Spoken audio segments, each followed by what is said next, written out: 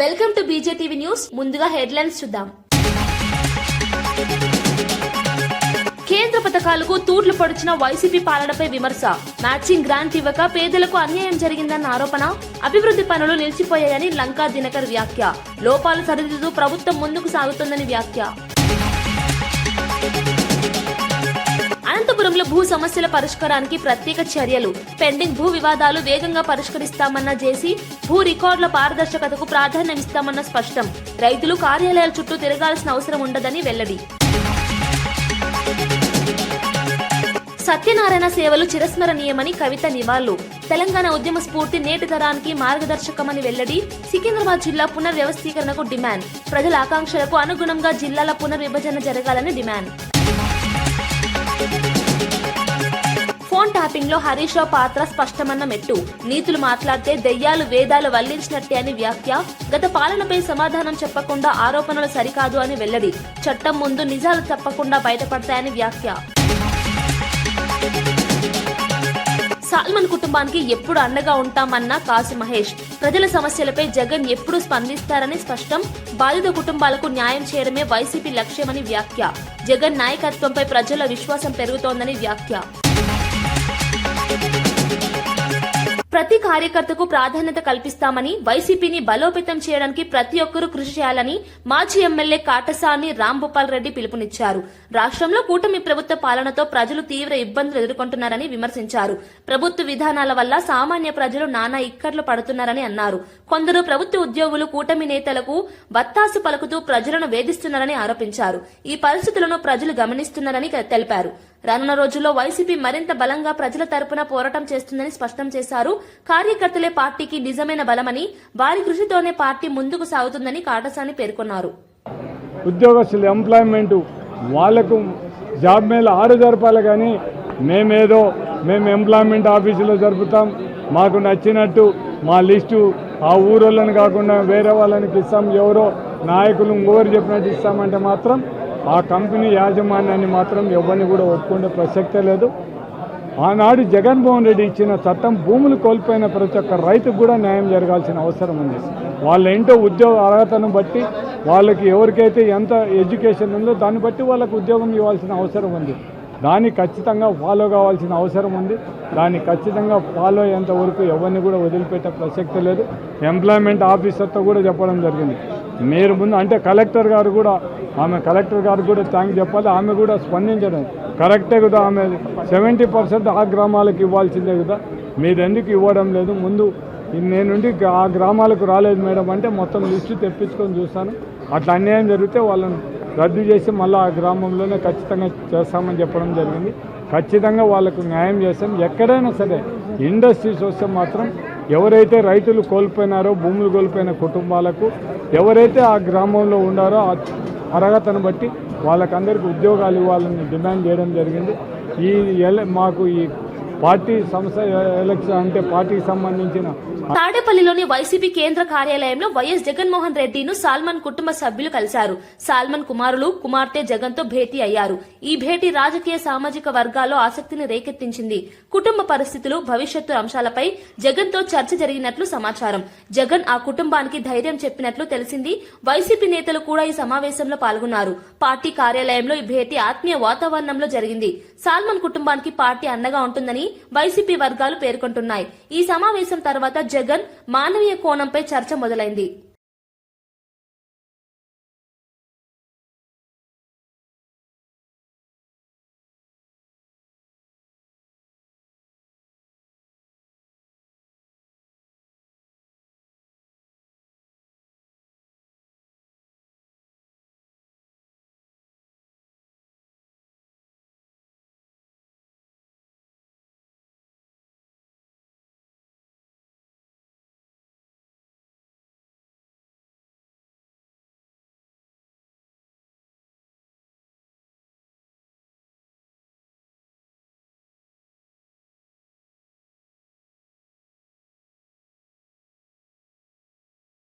జగనన్న చెప్పిన మాటను గుర్తు చేస్తూ సాల్మన్ కుటుంబానికి భవిష్యత్తులో కూడా అండగా ఉండాలని కోరినట్లు వైసీపీ నేత కాసు మహేష్ రెడ్డి తెలిపారు. కోర్టులో 200 కుటుంబాల కోసం అనుకూల తీర్పు వచ్చిన అనంతరం జగన్ ను గ్రామాల్లోకి తీసుకెళ్తామని చెప్పారు. ప్రజల సమస్యలపై జగన్ ఎప్పుడు స్పందిస్తారని అన్నారు. బాధిత కుటుంబాలకు న్యాయం చేయడమే వైసీపీ లక్ష్యమని స్పష్టం చేశారు. ఈ వ్యాఖ్యలు పార్టీ శ్రేణుల్లో ఉత్సాహాన్ని నింపాయి. జగన్ నాయకత్వంపై ప్రజల్లో విశ్వాసం పెరుగుతోందని కాస్ మహేష్ పేర్కొన్నారు. ఈ అంశం రాజకీయంగా కూడా చర్చకు దారితీసింది. ఆ రోజున గ్రామంలో పోయేటప్పుడు పెద్ద దిక్కుగా మిమ్మల్ని తీసుకొని పోతామని వాళ్ళు చెప్పడం జరిగింది జగన్మోహన్ రెడ్డి గారికి. అందుకే రేపు ఆదివారం సాల్మన్ గారి దినం వైఎస్ఆర్సీపీ పార్టీ ముఖ్యమైన నాయకులు ఎంపీ గురుమూర్తి గారు కానీ, మాజీ మంత్రులు శైలజానాథ్ గారు కానీ, ఇతర ముఖ్యమైన నాయకులు నాగార్జున గారు కానీ, సురేష్ గారు కానీ, మాజీ పార్లమెంట్ సభ్యులు, ఎమ్మెల్యేలు, ఎక్స్ఎమ్మెల్యేలు, ఎమ్మెల్సీలు వచ్చి ఘనంగా నివాళులు అర్పించబోతున్నారు. ఇందాక నేను చెప్పినట్టు అనేక దాడులు ఈరోజు ఇప్పుడు నేను మీతో మాట్లాడుతున్నప్పుడు కూడా రామాపురం ఎంపీటీసీ వెంకటరెడ్డిని దారుణంగా చంపబోయారు. హాస్పిటల్లో అడ్మిట్ అయ్యాడు. ఇప్పుడు అక్కడికే నేరుగా పోతున్నాం. ఇలా రోజుకొక దాడి మీరు చూస్తున్నారు. పాపం వడేరాజుల బిడ్డ నాగరాజు నా ముందే ఉన్నాడు. చూడండి అసలు ఆ కాలు ఎలా చేశారు. అతని జీవితం నాశనం చేశారు. సింగరేణిలో కాంగ్రెస్ ప్రభుత్వం చేపడుతున్న అవినీతిపై బీఆర్ఎస్ పార్టీ గళమెత్తింది. భూపాలపల్లి జిల్లా కేంద్రంలోని అంబేద్కర్ సెంటర్లో బీఆర్ఎస్ ఆధ్వర్యంలో భారీ ధర్నా నిర్వహించారు. ఈ కార్యక్రమానికి మాజీ ఎమ్మెల్యే గండ్రా వెంకటరమణారెడ్డి, జిల్లా పార్టీ అధ్యక్షురాలు గండ్రా జ్యోతి నాయకత్వం వహించారు. సైట్ విజిట్ పేరుతో కొత్త నిబంధనలు తీసుకువచ్చి అవినీతికి తలుపులు తెరిచారని ఆరోపించారు. సింగరేణి కార్మికులతో కలిసి సంస్థ పరిరక్షణ కోసం ఉద్యమించారు. ఈ వ్యవహారంపై సిట్టింగ్ జడ్జి ద్వారా న్యాయ విచారణ జరపాలని డిమాండ్ చేశారు. అవినీతికి పాల్పడిన వారిని కఠినంగా శిక్షించాలని కోరారు. రోజు ఈ యొక్క అంబేద్కర్ సెంటర్ లో మా యొక్క నిరసన దీక్షను తెలియజేస్తున్నాం. ఇప్పటికైనా ప్రభుత్వం సరైన పద్ధతిలో వ్యవహరించాలని డిమాండ్ చేస్తున్నాం. అయ్యా కిషన్ రెడ్డి గారు, నువ్వు కోల్ మినిస్టర్ గా ఉన్నావు. నిజంగా నీకు చిత్తశుద్ధి ఉంటే 49% నీ కేంద్ర ప్రభుత్వానికి వాటా ఉన్నది. ఇంత నిగ్గుసిగ్గుగా అవినీతి జరుగుతూ ఉంటే నువ్వేం చేస్తున్నావు? నువ్వు సాక్షాత్తు తెలంగాణ ప్రాంత బిడ్డవై ఈరోజు సింగరేణికి అన్యాయం జరుగుతుంటే, సింగరేణి మూతపడే స్థాయికి వస్తుంటే నువ్వేం చేస్తున్నావు? సమాధానం చెప్పాలి.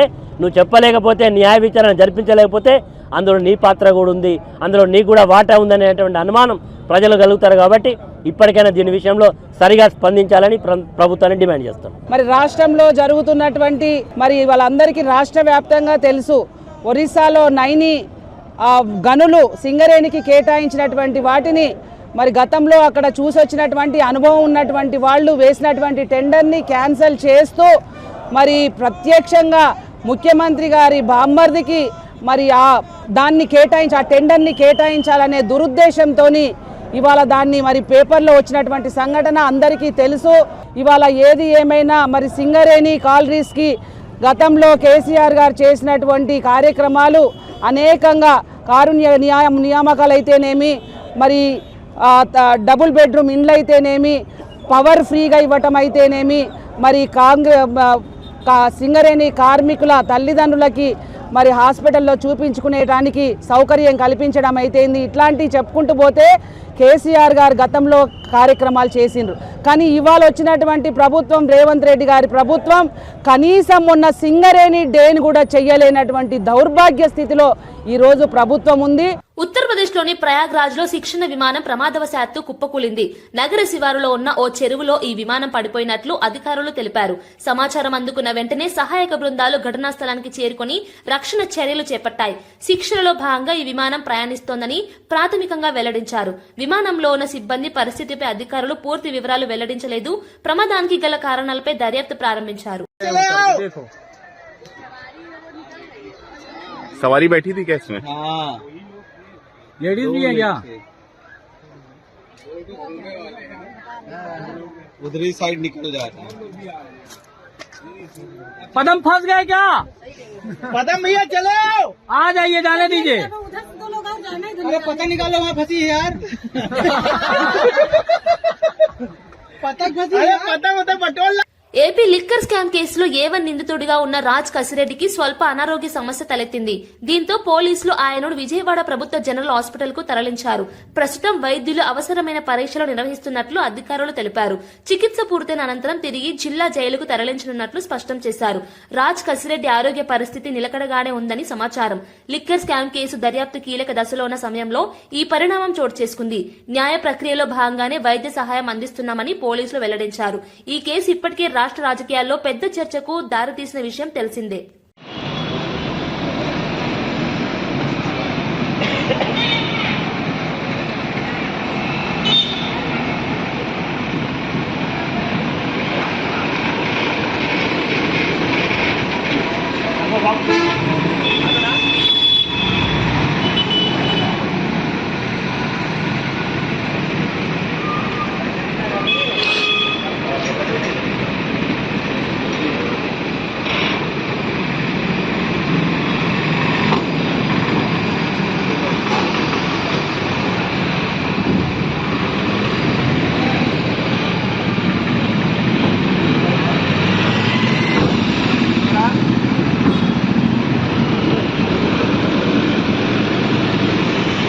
రాష్ట్రాన్ని ప్రపంచంతో పోటీ పడే స్థాయికి తీసుకెళ్లే శక్తి కాంగ్రెస్ ప్రభుత్వానికి ఉందని డిప్యూటీ సీఎం భట్టి విక్రమార్క మల్లు అన్నారు. గతంలో పాలన అంటే దోచుకోవడం, పంచుకోవడమేనని విమర్శించారు. ఇప్పుడు సంపద సృష్టించి ప్రజలకు పంచడమే లక్ష్యంగా పనిచేస్తున్నామని చెప్పారు. సమాజం ఉమ్మడి కుటుంబంలా ఎదగాలన్న ఆలోచనతో young India integrated residential schools నిర్మిస్తున్నామని తెలిపారు. సంక్షేమాన్ని పరమావధిగా తీసుకుని ప్రభుత్వం ముందుకు సాగుతుందన్నారు. పేద, బడుగు వర్గాల జీవన ప్రమాణాలు మెరుగుపడేలా పాలన కొనసాగుతుందని స్పష్టం చేశారు. ఈ వ్యాఖ్యలు రాజకీయ వర్గాల ప్రాధాన్యం సంతరించుకున్నాయి. ఈ ప్రపంచంలోనే అనేక సంస్థలకి సీఈఓలుగా లేకపోతే కలెక్టర్లుగా లేకపోతే రకరకాల ఉన్నత స్థానంలో చేరి ఆ స్థానం నుంచి తెలంగాణ ప్రాంతం కోసం అనేక రకాలైన ప్రణాళికలు తయారు చేస్తారు. ఈ ప్రాంత అభివృద్ధి కోసం వాళ్ళ మేధస్సుని ఉపయోగిస్తారు. ఆ స్థాయిలో ఈ బిడ్డల కోసం ఎంత ఖర్చైనా పర్వాలేదు, మొదటి సంవత్సరమే 100 స్కూల్ శాంక్షన్ చేద్దాం, ఒక్కొక్క స్కూల్కి 200 కోట్ల రూపాయలు ఇద్దాం, 22,500 కోట్ల రూపాయలు అయినప్పటికీ మొదటి సంవత్సరమే 11,500 కోట్ల రూపాయలతో శాంక్షన్ చేద్దామని చెప్పి ఈరోజు శాంక్షన్ చేశాం. అందులో భాగంగానే ఈరోజు ధర్మపురి శాసనసభ నియోజకవర్గంలో కూడా ఈ పాఠశాలకి ఇవాళ భూమి పూజ చేసుకున్నాం. నేను ఇప్పుడే మిత్రుడు చెప్తా ఉన్నాను సోదరుడికి, మన అడ్లూరు లక్ష్మణ్ గారు, అయ్యా మీరు ఈ స్కూల్ని మీ కలెక్టర్ గారితో మాట్లాడండి, విద్యాశాఖకు సంబంధించినటువంటి వారితో మాట్లాడండి, మనం వాడివాడిగా ఈ పాఠశాల నిర్మాణం పూర్తి కావించండి, ప్రతి నెల మీరు కట్టిన దానికి అనుగుణంగా మీరు బిల్లు పంపిస్తూ ఉండండి, ఆ బిల్లులు రిలీజ్ చేసే బాధ్యత ఈ ప్రభుత్వానికి. పాఠశాల నిర్మాణం సింగరేణి టెండర్లపై వస్తున్న ఆరోపణలను తెలంగాణ కాంగ్రెస్ అధికార ప్రతినిధి చరణ్ కౌశిక్ యాదవ్ ఖండించారు. సైట్ విజిట్ నిబంధన కింద కేవలం 4 టెండర్లే ఇచ్చామని, అవన్నీ పూర్తిగా పారదర్శకంగా జరిగాయని స్పష్టం చేశారు. కాంట్రాక్టులు పొందిన సంస్థలన్నీ గత బీఆర్ఎస్ ప్రభుత్వంతో సంబంధం ఉన్నవేనని తెలిపారు. పారదర్శకత కోసమే సైట్ విజిట్ విధానాన్ని తీసుకువచ్చామని వివరించారు. ఈ విధానం కేంద్ర ప్రభుత్వ సంస్థల్లో కూడా అమల్లో ఉందన్నారు. తప్పుడు ప్రచారాలను నమ్మవద్దని ప్రజలను కోరారు. ఈ అంశంపై రాజకీయ వర్గాల్లో తీవ్ర చర్చ కొనసాగుతోంది. డిపాజిట్ సింగరేణి సంస్థ దగ్గర ఉండేది ₹1 కోటి మాత్రమే. వారు పనులు చేయకపోయినట్లయితే ఆ ₹1 కోటి మాత్రమే కాంట్రాక్ట్ సంస్థకు నష్టం జరుగుతుంది. కానీ సింగరేణి సంస్థకు 3 నెలల కాలం పాటు అదే పనులు జరగవు.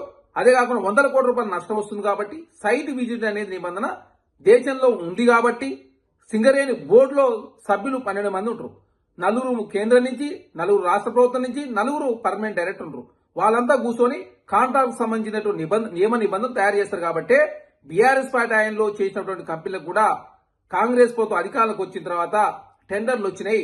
మీ ప్రభుత్వంలో ఎక్సెస్ 10% మీరు ఇచ్చి అసలు ఎక్సెస్ కి లేదు, మీ మైనస్ కి ఇచ్చినని చెప్పేసి తెలంగాణ సమాజాన్ని ఎందుకు తప్పుదారి పట్టిస్తారో హరీష్ రావు గారు, కేటీఆర్ గారు సమాధానం చెప్పాలా.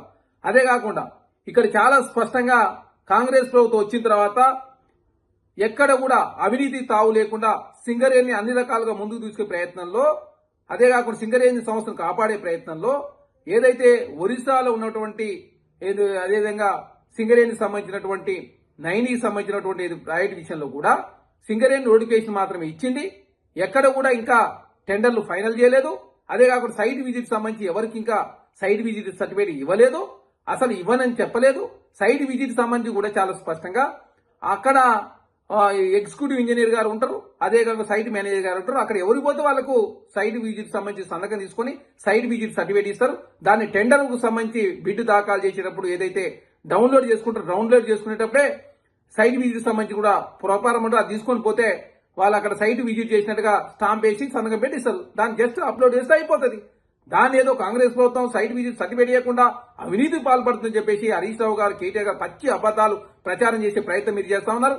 మీలాగా ఎక్కడ కూడా అవినీతి తావు లేకుండా తెలంగాణ రాష్ట్రంలో కాంగ్రెస్ ప్రభుత్వం పనిచేస్తా ఉంది. కాబట్టి మీ ప్రభుత్వంలో మీ చుట్టాలు, మీ బంధువులకు కూడా తెలంగాణ రాష్ట్ర కాంగ్రెస్ ప్రభుత్వం టెండర్లు వచ్చినాయంటే అది ప్రజా ప్రభుత్వం. ఫోన్ ట్యాపింగ్, కాళేశ్వరం ప్రాజెక్టు తదితర వ్యవహారాల్లో హరీష్ రావు పాత్ర స్పష్టంగా ఉందని ఫిషరీస్ కార్పొరేషన్ చైర్మన్ మెట్టు సాయి కుమార్ ఆరోపించారు. హరీష్ రావు నీతులు మాట్లాడుతుంటే దెయ్యాలు వేదాలు వల్లించినట్టుగా ఉందని తీవ్ర వ్యాఖ్యలు చేశారు. గత పాలనలో జరిగిన అంశాలపై సమాధానం చెప్పకుండా ఆరోపణలు చేయడం సరికదన్నారు. చట్టం ముందు నిజాలు తప్పకుండా బయటపడతాయని చెప్పారు. ప్రజలను తప్పుదోవ పట్టించే ప్రయత్నాలు సాగుతున్నాయని విమర్శించారు. ఈ వ్యాఖ్యలు తెలంగాణ రాజకీయాల్లో తీవ్ర దుమారం రేపుతున్నాయి.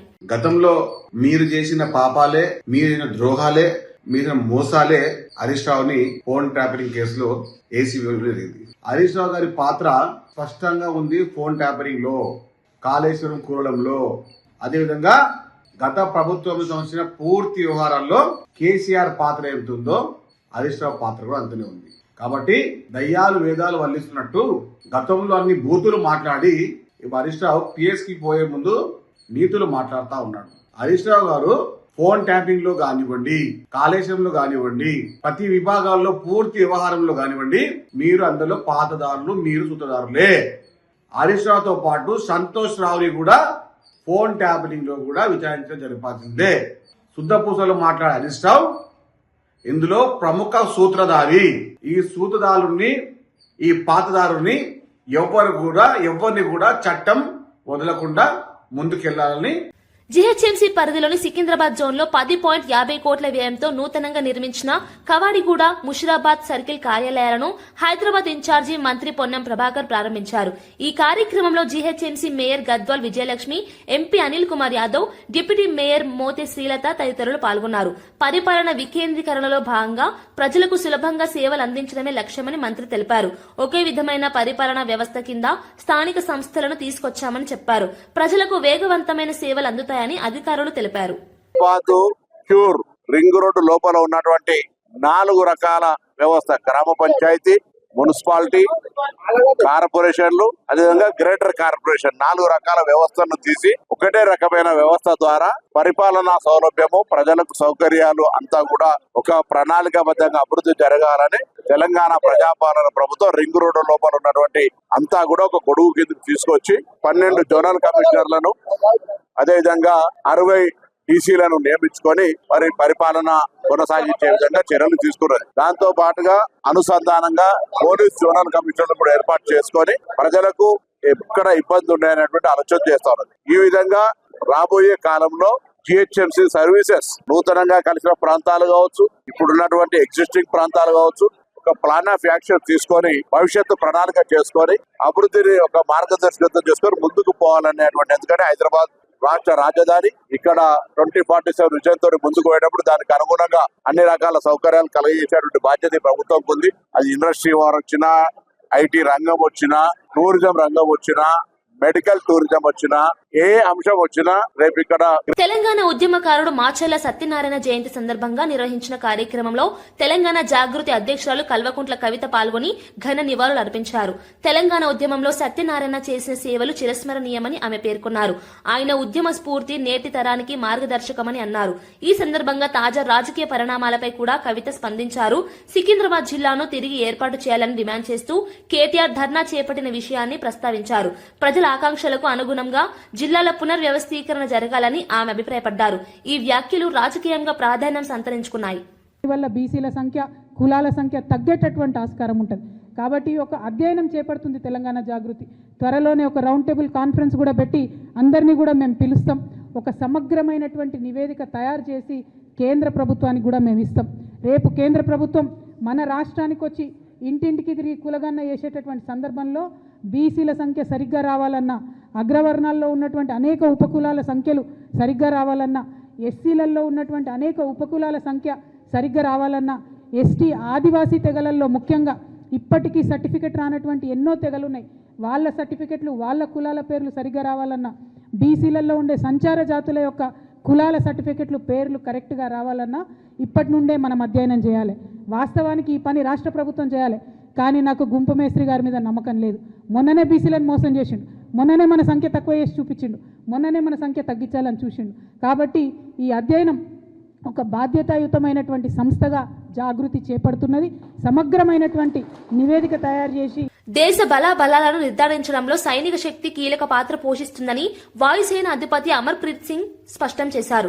బలమైన సైన్యం లేకపోతే దేశ సార్వభౌమత్వానికి తీవ్ర ముప్పు ఏర్పడుతుందని హెచ్చరించారు. ఇందుకు ఉదాహరణగా వెనెజువెలా, ఇరాక్ దేశాల పరిస్థితులను ప్రస్తావించారు. జాతీయ భద్రత విషయంలో ఎలాంటి రాజీకి తావు లేదన్నారు. సైనిక రంగంలో ఆధునికీకరణ, సాంకేతికత, శిక్షణపై నిరంతరం పెట్టుబడులు పెట్టాల్సిన అవసరం ఉందని చెప్పారు. భవిష్యత్ సవాళ్లను ఎదుర్కొనేందుకు సైన్యం సిద్ధంగా ఉండాలని ఆయన సూచించారు. ఈ వ్యాఖ్యలు దేశవ్యాప్తంగా చర్చకు దారితీశాయి. A robust military, you can be subjugated by anybody. It is the will to use that military power which becomes very even more important. Unless you have the military power, unless you have the will to use it, you can keep showing restraint, but that restraint will be seen as a weakness. It's only when you are strong enough and you show restraint that it is seen as capability. Whether it is getting people out of conflict zone, or whether it is giving a blow to the terrorist infrastructure and their perpetrators, or whether it is attacking multiple bases in Pakistan in a matter of few hours, it was air power which did the trick, and that has to be remembered.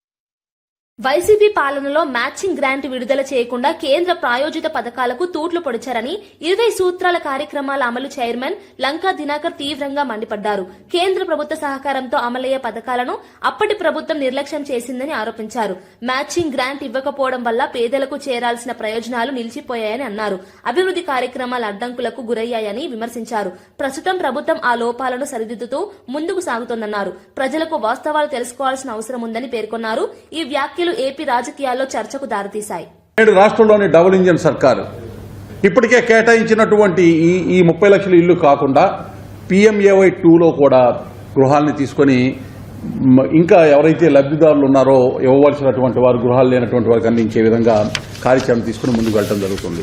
2019-24 మధ్య జగన్ గారి పాలనలో ఈ ప్రాజెక్టుని అసమగ్రంగా ప్రణాళికలు తయారు చేయటం, అంచనాలని తయారు చేయటం, అదేవిధంగా రాష్ట్ర ప్రభుత్వ వాటా నిధుల్ని సక్రమంగా విడుదల చేయకపోవటం, చేసిన పనులుగా చూపించిన అంశాల్లో కూడా అవినీతి విలయతాండవం చేయడం, నిధుల దోపిడీ జరగటం వలన ఏదైతే ఒక స్ఫూర్తితో ప్రధానమంత్రి నరేంద్ర మోడీ గారు గ్రామాల్లో ఉన్నటువంటి ప్రతి ఒక్క కుటుంబంలో ఉండేటువంటి ప్రతి వ్యక్తికి సురక్షిత తాగునీరు ఇవ్వాలనేటటువంటి ఆ యొక్క కార్యక్రమానికి తూట్లు పడినటువంటి పరిస్థితి. అనంతపురం జిల్లాలో భూ సమస్యల పరిష్కారానికి ప్రత్యేక చర్యలు తీసుకుంటామని జిల్లా జాయింట్ కలెక్టర్ విష్ణుచరణ్ తెలిపారు. భూ వివాదాల వల్ల ప్రజలు ఎదుర్కొంటున్న ఇబ్బందులను గుర్తించి వేగంగా పరిష్కారాలు అందిస్తామని చెప్పారు. రెవెన్యూ శాఖ సమన్వయంతో పెండింగ్ కేసులను త్వరితగతిన పరిష్కరించేందుకు చర్యలు చేపడుతున్నట్లు వివరించారు. భూ రికార్డుల పారదర్శకతకు ప్రాధాన్యమిస్తామని తెలిపారు. రైతులు, భూ యజమానులు కార్యాలయాల చుట్టూ తిరగకుండా సేవలు అందించడమే లక్ష్యమన్నారు. ప్రజలు సమస్యలతో నేరుగా అధికారులను సంప్రదించవచ్చని సూచించారు. ఈ ప్రకటనతో జిల్లా ప్రజల్లో ఆశలు పెరిగాయి. జీడీపీ పెంచడం అన్నది ప్రతి జిల్లాకి సీఎం గారు చాలా ప్రత్యేకంగా తీసుకున్న ఒక అంశం అది. సో ఏ విధంగా అయితే మన జిల్లాకి జీడీపీ పెంచగలమో దాని ప్రకారం అన్ని సెక్టర్స్లో కూడా, ప్రైమరీ కానీ, సెకండరీ కానీ, టెర్షరీ కానీ, అన్ని సెక్టర్స్లో కూడా ఏ విధంగా అయితే మనం పెంచగలమో అవన్నీ కూడా మనం ప్రయత్నిస్తామండి. ఈ రెవెన్యూ ఇష్యూస్ అన్నవి మనకి ఎప్పుడు వస్తూనే ఉంటాయి, అది నెవర్ ఎండింగ్. బట్ ఏదైతే ప్రజలు ఇబ్బందులు పడుతున్నారో అవన్నింటిని కూడా త్వరితగతిన పీజీఆర్ఎస్ వచ్చిన గ్రీవెన్సెస్ కానీ, రెగ్యులర్గా వస్తున్న గ్రీవెన్సెస్ కానీ ఏవైనా సరే రూల్స్ ప్రకారం అన్ని కూడా రిజాల్వ్ చేస్తామండి. వార్తలు ముగించే ముందు ముఖ్యాంశాలు మరోసారి. కేంద్ర పథకాలకు తూట్లు పొడిచిన వైసీపీ పాలనపై విమర్శ. మ్యాచింగ్ గ్రాంట్ ఇవ్వక పేదలకు అన్యాయం జరిగిందన్న ఆరోపణ. అభివృద్ధి పనులు నిలిచిపోయాయని లంకా దినకర్ వ్యాఖ్య. లోపాలు సరిదిద్దుతూ ప్రభుత్వం ముందుకు సాగుతోందని వ్యాఖ్య. అనంతపురంలో భూ సమస్యల పరిష్కారానికి ప్రత్యేక చర్యలు. పెండింగ్ భూ వివాదాలు వేగంగా పరిష్కరిస్తామన్న జేసీ. భూ రికార్డుల పారదర్శకతకు ప్రాధాన్యమిస్తామన్న స్పష్టం. రైతులు కార్యాలయాల చుట్టూ తిరగాల్సిన అవసరం ఉండదని వెల్లడి.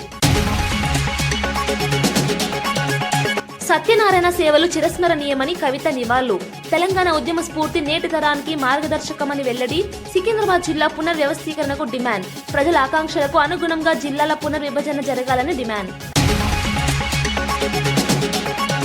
ఫోన్ ట్యాపింగ్ లో హరీష్ రావు పాత్ర స్పష్టమన్న మెట్టు. నీతులు మాట్లాడితే దెయ్యాలు వేదాలు వల్లించినట్టే అని వ్యాఖ్య. గత పాలనపై సమాధానం చెప్పకుండా ఆరోపణలు సరికాదు అని వెల్లడి.